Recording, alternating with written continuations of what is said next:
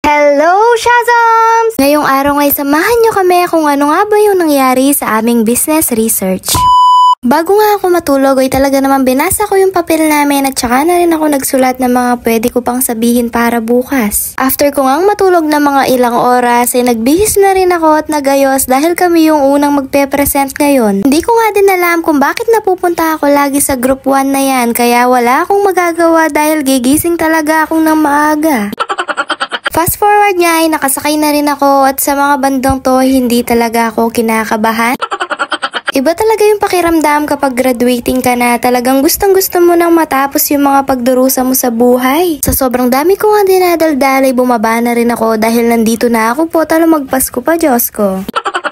Kasama ko na nga yung mga kagroup ko at heto na naman tayo sa Singilan at Kamal. Nakita ko rin nga yung kaibigan ko na sumasayaw sa mga oras na to at tumatawa-tawa pa. Tignan natin mamaya kung anong mangyayari sa kanya, Charis.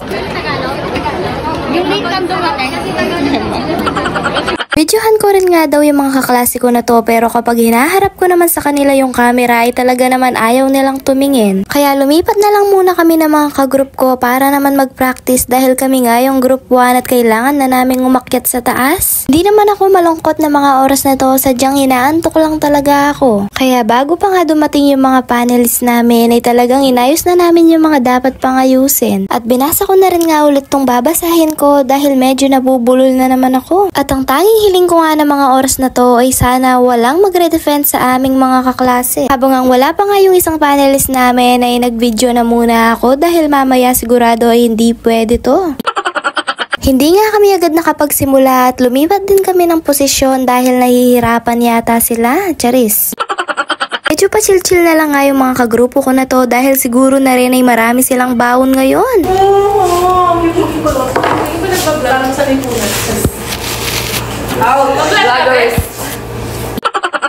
Hindi ko na nga kayo sinama sa aming defense ay dahil hindi ko rin alam kung pwede ba o bawal pero inalis ko na yung camera para sure po tayo hindi pa ako mag-graduate dahil doon. Super good mood nga kami dahil finally research defended. Dahil nawala talaga yung kaba namin at napangiti na lang kami nung pagkasabi ng teacher namin na congrats dahil nag-uumpisa pa lang nga kami ng mga oras na yun at nararamdaman na namin na oh my god, it's a positive, Charis!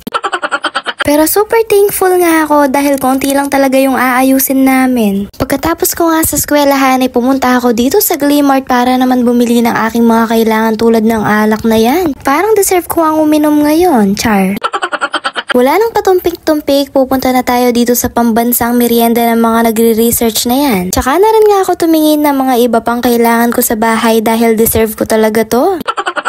Hinanap ko na rin nga yung favorite na conditioner ko at sa wakas meron sila dito. Not sponsored pero heto na talaga yung ginagamit ko 3 years ago. Naalala ko wala nga pala akong basket kaya kumuha na muna ako. Alam niyo ba simula nung nag-college talaga ako ay natutunan ko talagang mag-isa, hindi naman sa pagiging OA pero dito sa college kasi ay wala talaga akong kasama sa pagpasok hanggang sa pag-uwi. Dahil nga yung mga kaibigan ko ay taga San Fernando lahat sila. After ko ang makumpleto yung mga bibilhin ko ay nagbayad na rin ako at saka na rin lumabas dahil sobrang init na nga ng mga oras na to. Sana'y nag-enjoy ka. Thank you for watching, Shazams! Mwah!